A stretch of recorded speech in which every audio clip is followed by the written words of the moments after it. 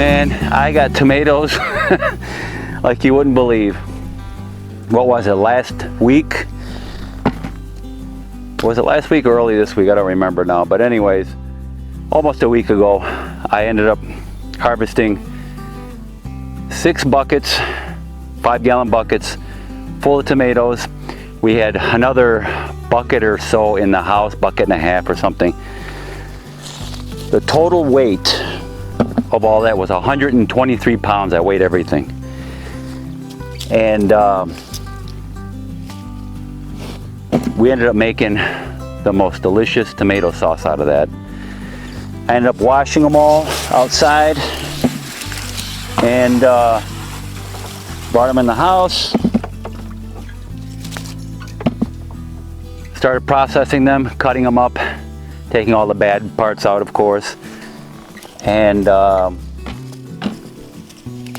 put them in a pot. Cooked them down for about an hour. I don't know, hour and a half, something like that. And then we started processing them through the my tomato sauce machine. See, Leonardo. What's the name of it? I'll put it on the screen. I don't remember right now. It's an Italian tomato processing machine. Man, it works great. You can't feed it fast enough. That's how good this machine is. But we ended up,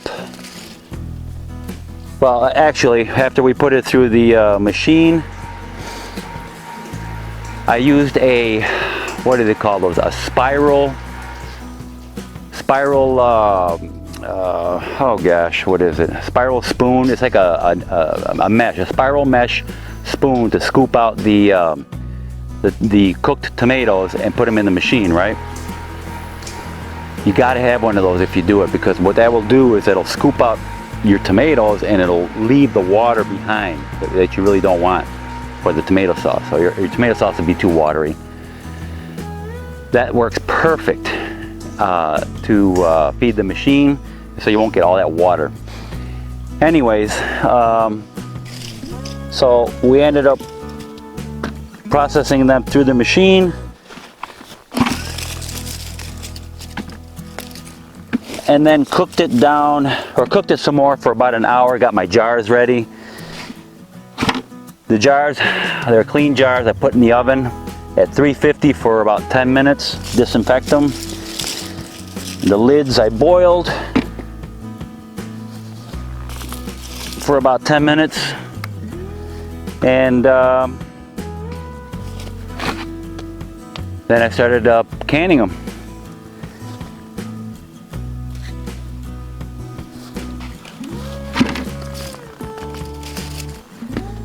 We ended up with 15 2-quart jars, the half-gallon jars.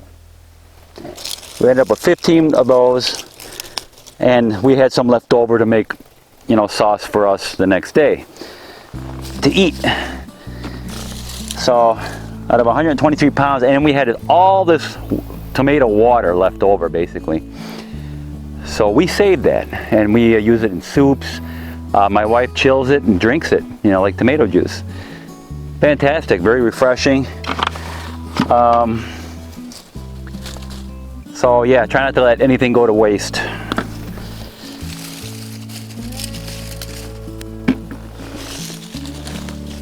But you know,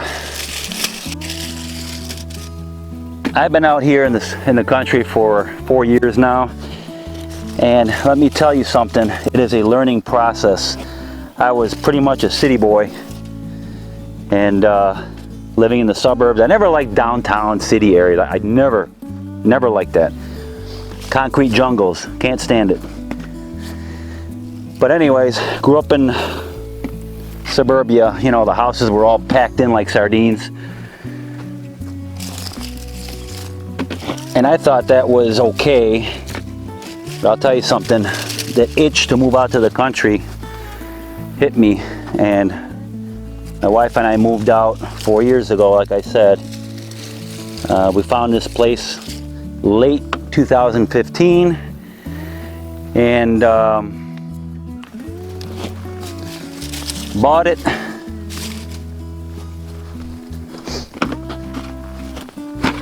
And we've been homesteading ever since. And I've said this in other videos, it's a huge learning curve.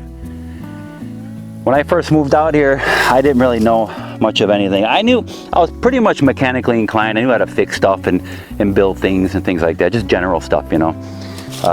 Worked on cars all my life, pretty much. Backyard mechanic, you know how that goes, guys. But when it comes to working the soil, knowing what the plant's needs are, trying to figure out why your plants are dying when you think you've done everything right, all that takes time. And for those of you that have that itch to move out to the country, in light of what's going on in the world right now, right?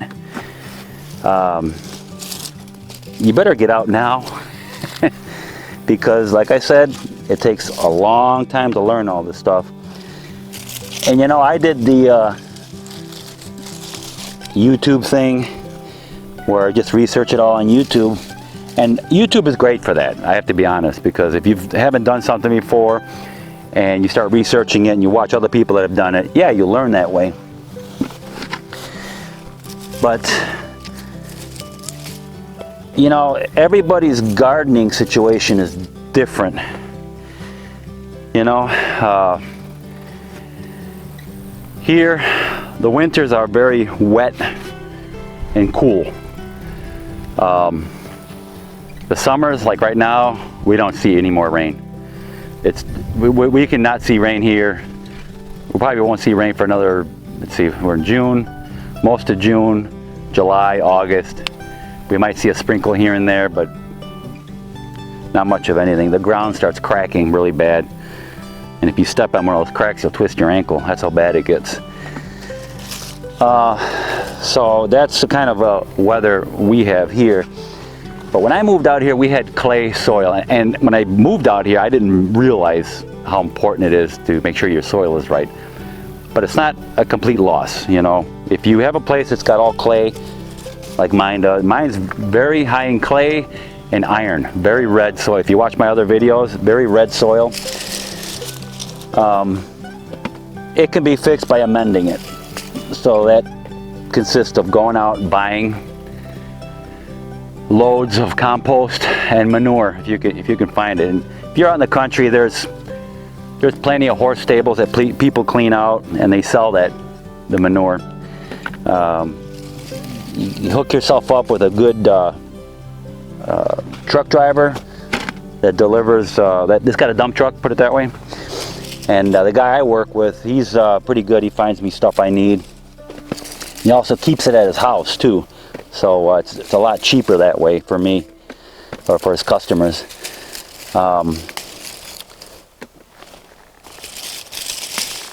So you need to connect with somebody in your area that will deliver you what you need. But yeah, it's a huge learning curve. And then I started amending the compost and manure into my soil. I had my soil tested, figured out what minerals that was in need of, and they supplied them for me. They shipped that to me. And I've been amending the soil with the minerals, compost and manure, trying to build that soil up. And man, I got more food than I know what to do with now. I really do. I wasted 3 years here, or 3 seasons anyways, and this back-to-Eden garden I have in the back there, and produced nothing for me. And like I said, I didn't know anything then. You don't build soil by just throwing wood chips on it. I guess if you're going to do the back-to-Eden garden, make sure your soil is good first. Amend your soil, compost and manure, put the minerals in, everything that you need. Then put the wood chips on top and start that and see what happens. But I'm telling you right now, when the wood chips start breaking down, it draws nitrogen out of your soil for that process, and starves your plants of nitrogen and other nutrition that they need. And then once the, wow, isn't that beautiful? Once the chips break down, then of course weeds start growing, okay? And then to stop the weeds, what do you got to do? Put more wood chips on top. Then you start the whole process over. And I mentioned that in another video. So for me, I was like, you know what, the heck with it. You know, if you're a Christian, you know the Lord told us in Genesis that He cursed the earth, He cursed the ground, and we are to till it, work it with the sweat of our brows, and we'll produce nothing but weeds, basically is what it says. And that's very true. I don't know, if you're a gardener, you'll understand that you'll plant and you're fighting weeds constantly. But anyways, the key is to work your soil, get it right, because He cursed the ground, right? So we have to rebuild it and bring the nutrition back into the soil that these fruits and vegetables need to grow healthy. So it's, like I said, it's a learning curve. So I'm picking here. Man, I just got started too. I already got three buckets full now. Just got started. I did 1, 2, this is the third row here, and then this is part of the fourth here. 3 buckets full. I'll probably end up with another 6 buckets, probably another 100 pounds of tomatoes here. And hopefully we'll get another 12, 15 jars. And there is a whole bunch that still have to be, that still have to ripen. So this year I've been blessed. even though the fungus tried getting my tomatoes, I had early blight on here. I treated it with copper and that Dr. Earth fungicide. And it seemed to stop it, hold it down, because all this new growth here, it looks really nice. There's nothing going on here. Got all new nice tomatoes growing. Down here, it kind of stopped right at this level right here, and it hasn't really progressed much. So tomatoes are getting pumped out of here. Beautiful, I love it. I got 500 seeds that I ordered online, all San Marzanos, except they were mixed in there some different varieties, some round ones and some heart-shaped ones. But it's okay, just a few, not too bad. And I don't know if it was a mess up, or that's part of the hybridization. How would I say it? Since they're hybridized, sometimes some of the characteristics of what they were hybridized with come out on some of these tomatoes, and they come out that way. So either way, but I'll take them. All right, guys, enough of this chit chat, and let me show you what's going on in my garden here. You know, there's another variety of tomatoes that I planted. It's called the Homestead tomato, and I planted them here. It got hit with the early blight also, along with the rest of my San Marzanos. But they're hanging in there, and they are producing a beautiful, look at that, beautiful tomato.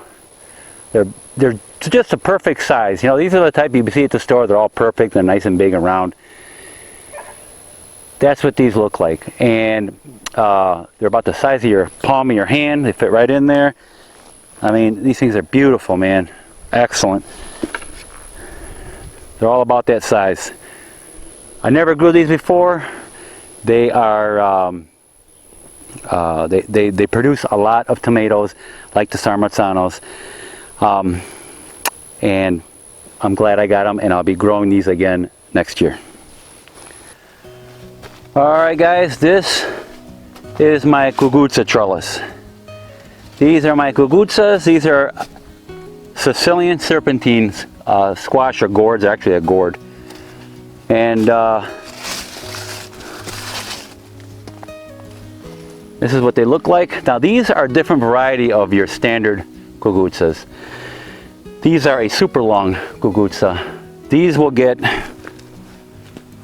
for seed, I'm talking, they will get as long as 6 feet tall or longer. if you let them grow. But to pick them to eat on this variety, this is called the super long gogutsa. They, I wouldn't pick them any more than 50 inches. I had one that's 57 inches not that long ago. We peeled the skin with a potato peeler, made a nice gogutsa stew. I got a recipe for that, and I'm going to put that right up here. You can use yellow squash too for that recipe, by the way. But anyways, you just peel them with a potato peeler, cut them up in chunks, and then throw them in a pot with tomatoes, onions, and what is it, Swiss chard, salt and pepper, of course, and garlic, and stew it all down. Oh man, fantastic. Olive oil, lots of olive oil too as you're stewing it down, cooking it down. Really nice. Garlic too. Did I mention that? Put garlic in there. Anyways, I got the recipe. You can look it up. These are fantastic. Again, these were hit with a little bit of fungus going on. I guess it's an early blight on here also. And I treated them with copper, and it seemed to kind of slow it down. So it's still producing, so it's okay. All right, guys. So this is my corn. This variety is called G90. And, oh man, I don't remember the other variety. I have another variety next to it and on each side here. I'll write it down here. But anyways, I'm no corn expert, and like I said earlier, it's a learning curve. Everything I'm doing here, I'm learning every year. I read about it. It's supposed to have nice big ears of corn. Supposed to be fairly tall. I'm up to 7. That one over there is way over 7, maybe 8 feet tall. That one over there. And the little hairs on here, they look like they've been pollinated pretty good. Some of them look like they're getting ready to pick, so I'll be doing that soon. Everything's a learning curve, guys. You know, like I said, I'm no corn expert. But a lot of them did not germinate because we had way too much rain this year, and I'm assuming the seeds rotted in the ground. And I tried replanting again, and not many sprouted from that. So it wasn't too bad. I still got plenty here. So I'll be harvesting these pretty soon. So this here is my watermelon patch. First time this year I put them in a long row like this, worked the soil. I got a video of that, and I'll put that up here also. I worked the soil, amended it, minerals, compost, manure, sand. Put some sand in there too because watermelons like sand. They're in need of some water right now, and I need to water them. But this part right here is ancient watermelon. It's a crookneck type watermelon. For the most part, but a lot of them are well, that's what they're called, crookneck. But they're actually, most of them grow round. Occasionally you will get a crookneck. Ancient watermelons from Baker Creek at rareseeds.com. This variety here is a watermelon that a friend of ours gave us. Big watermelons. I don't know what variety it is, but they're big and they're nice. This variety here was given to us by Eric from Country Living Experience YouTube channel. He gave us a watermelon 2 years ago now. I don't remember the name of it. I'll put it down here. They're round, about maybe a little smaller than a basketball. Delicious. They got small seeds too. Delicious variety. Then I got my cantaloupes here, and then over here I have a honeydew green type melon. Delicious. And they're just about getting ready to pick a lot of these. So now over here I got 5 of my grapes that I ordered from Malta. That's the island under Sicily. And I grew them from seed, and they are doing really, really good, except for this guy here. This one here is not doing so well. Looks like it was hit by a fungus. I'm trying to help it out, but we will see. If not, I have another 2 I can replace it with. They're still in pots. This is my peach tree. Funny thing is I bought these 4 here, 1, 2, 3, 4. I bought them, they said nectarines. They ended up being peach trees. Mislabeled. You can't return them after a couple years, I guess. It's okay, I'll take them. They're producing peaches. They're very slow growing though, because my other tree over there is a nectarine, and that already produced nectarines for us, and we ate those. So I don't know what kind of peaches these are. I bought these as nectarines, and I don't even know what they are now. But they seem to be some type of peach, and I'm still waiting for them to mature, to ripen. This tree here, I got a picture of it when we first got it on the ground. Well, actually not the first one we got it, when I was fertilizing. I did a video actually on it. I was fertilizing it. I don't know, it was pretty small at the time. Well, you can see now it's only been maybe a couple years now, and it's growing pretty good along with all the rest of them.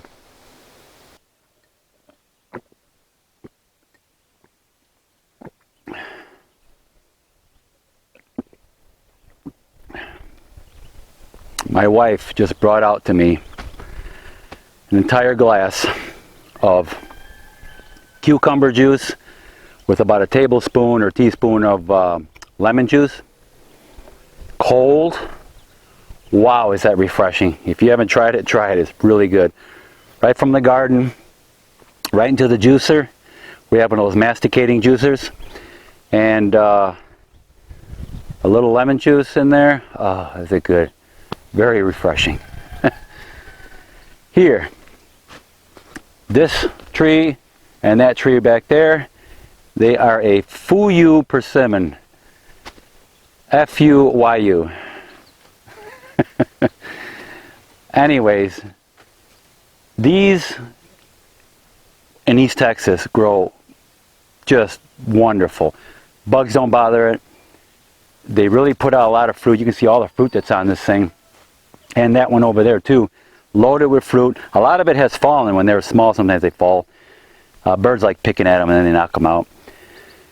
But produces a lot of fruit. The thing about it is, once they look ready, they're still hard, right? And you pick them, and then you got to let them sit in the house for close to a month before they start getting soft on the inside. And then you just break them open, get a spoon, and just start spooning all that delicious, sweet, syrupy inside. It's so delicious. But these grow fantastic here in East Texas. They grow really good. I got some pear trees, apples, but they're getting hit with blight. And I've been treating them, and we'll still get pears from our tree, but the blight's getting to it. I already cut a lot of branches off because I had blight on there. Treated it with copper. It's hanging in there, but we'll get some fruit out of that. And these are kefir pears, so they're usually just canning pears. Alright guys, I can go on and on and on about things in my garden here. I got tons of fresh basil, peppers,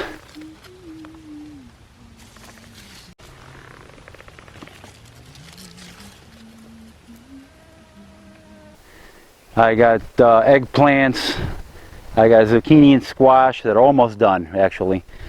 I've been grilling those. Oh, fantastic, man.